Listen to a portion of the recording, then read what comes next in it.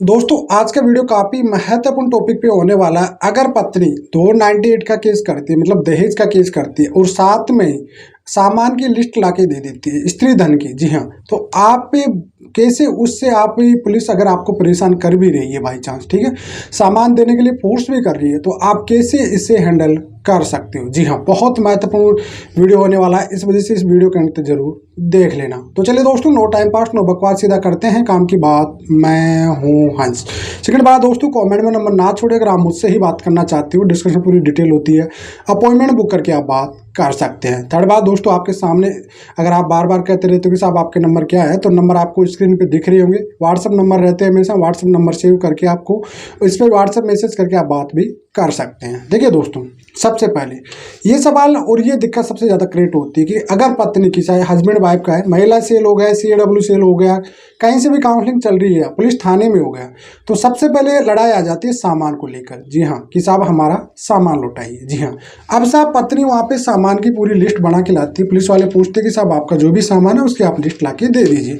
अब उसको cross check कराया जाता है हस्बैंड की तरफ से कि भाई ये सामान आपके पास है या नहीं है। ठीक है, देखिए यहाँ पे जो इन्वेस्टिगेशन ऑफिसर बनता है, IO जिसे अपन बोलते हैं, ठीक है, अब वो आपसे क्रॉस इसको चेकिंग करेगा कि भाई ये सामान आपके पास है कि या नहीं है। ठीक है, अब ये पार्ट ऑफ इन्वेस्टिगेशन होगा। आप मना कर दिए तो वो कोशिश करेगा, पत्नी से बोलेगा कि भाई आप इनके सबूत लेके आइए। लेकिन कई बार महिलाएं क्या करती है कि साहब कहती नहीं कि बहुत ऐसी चीज़ें होती है जो कि छोटी छोटी चीज़ें होती है कई सारी, या फिर वो ऐसी चीज़ें जो कि वाकई कभी दी नहीं गई है, जिनके कोई एविडेंस है ही नहीं है।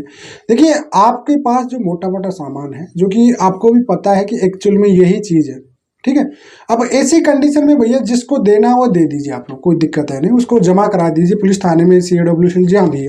देखिए इसमें आपका बेनिफिट है और 50% आपका डाइवोर्स यहाँ ही हो जाता है। जी हाँ, जहाँ पे जिस केस में पत्नी अपना सामान मांग ली है, मतलब स्त्री धन जो शादी का सामान है उसको मांगा जा रहा है, मतलब समझ लीजिए कि 50% आपका डाइवोर्स हो चुका है। जी हाँ, मतलब रिश्ता आपका इसी जगह खत्म हो चुका है। कभी भी महिला अपना सामान नहीं मांगेगी अगर जिसको साथ में रहना होगा तो सबसे बड़ी बात तो ये है कि भाई ये आपका रिश्ता पूरी तरह खत्म होने वाला है। अब यहाँ पे देखिए सामान का जो भी बेड कूलर वगैरह जो भी चीज़ें होती है, स्त्री धन की कैटेगरी में जो भी सामान आ रहा है, इनको आप रिटर्न कर दीजिए, कोई दिक्कत नहीं।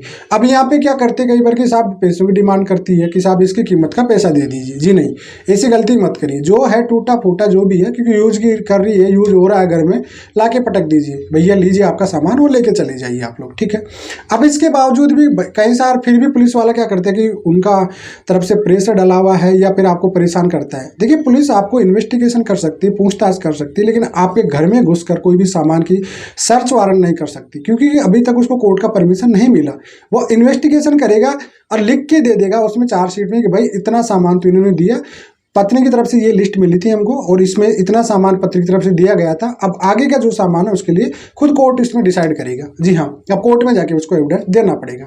पुलिस आपको फोर्सफुली नहीं कर सकती, पुलिस आप इस चीज़ के लिए अरेस्ट नहीं कर सकती, बात आप अच्छे से समझ लेना। जी हाँ, जो दे रहे हो उसकी रिसीविंग देगी, ऐसा नहीं कि 406 पुलिस वाले ने काट देगा, फिर नहीं काटने वाला भैया।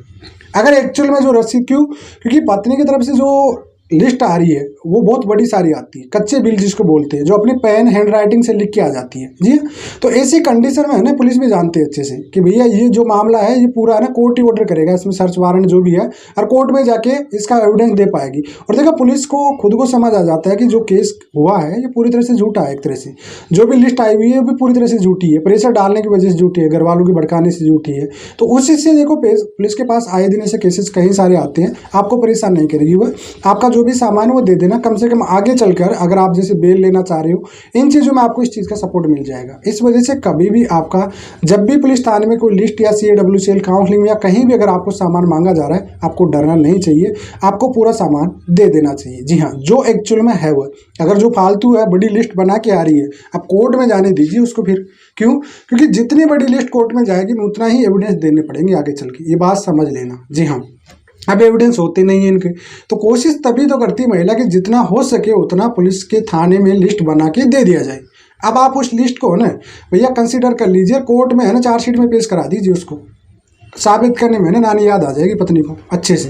क्यों? क्योंकि साबित हो ही नहीं सकता ना, एलिगेशन ऐसे हैं, लिस्ट में ऐसा सामान है जो दिया गया नहीं है, या फिर पर्याप्त ज़्यादा, मतलब कहते हैं ना हैसियत से ज़्यादा शादी की गई थी, एक इनकम टैक्स की रिटर्न की इसकी डाल दीजिए कि भैया इतना पैसा आपने खर्च किया, कहाँ से किया, आपके पास इसका रिसोर्स क्या है आपके पास।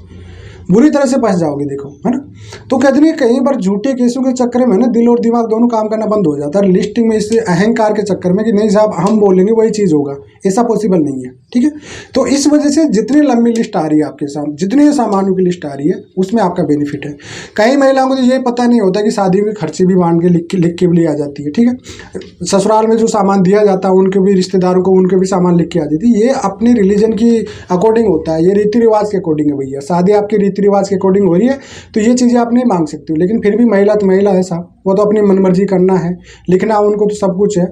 आटे नमक तक की थैलियाँ काउंट की जाती है इन चीज़ों में देखा जाए तो, लेकिन हालांकि ऐसा होता नहीं है। लेकिन मेजर टाइप पे ऐसी कहीं सारी प्रॉब्लम आती है जिस लिस्टों में देखा जाता है कि आटा नमक भी लिखा जाता है। तो इस कुल मिलाकर आपको ये चीज़ समझ लेना चाहिए कि भैया आगे चलकर ऐसी सिचुएशन में अगर आपको प्रॉब्लम आती है, पुलिस थाने में अगर कोई लिस्ट आ रही है तो आपको उसका सामान रिटर्न कर देना चाहिए। जी हाँ, आपको रोकने में कोई फायदा नहीं है। क्यों? क्योंकि पुलिस भी फिर आगे अगर आपके खिलाफ बनाएगी तो फिर कोर्ट भी कहेगा भाई आप इसका सामान देने से क्यों मना कर रही थी, ठीक है। देखो वह तो पता है कि डाइवोर्स लेना है उसको आगे चल के, उसको डाइवोर्स साथ रहना नहीं है। सामान जाते ही समझ जाना चाहिए कि डाइवोर्स आपका 50% हो चुका है, अब कागजों तौर पे आप हस्बैंड वाइफ हो, लेकिन जो रिश्ता था आपका वो सामान रिटर्न होते होते ही पूरी तरह से खत्म हो जाता है। और देखिए सामान आपकी शादी में क्या आता है, सामान नॉर्मली होता है, जो वो चीज़ें होती है उनका पैसा ऐसे देने में कोई फायदा तो है नहीं, रिटर्न कर दीजिए, दे दीजिए। वही शादियों का सामान लोकल टाइप का आता है, कोई ओरिजिनल टाइप के तो आते नहीं आज के डेट पे, तो आपको उनको रिटर्न कर दिए, सबसे बेस्ट ऑप्शन यही होता है और कोई मतलब नहीं बनता है। तो उम्मीद करता हूँ दोस्तों आपको जो आता रहते हैं बार बार सवाल आपके, इस वीडियो में मैंने पूरी डिटेल में बता दिया। फिर भी अगर आपको कोई सवाल जवाब रहते तो कमेंट में छोड़ सकते हैं। फिलहाल आज के लिए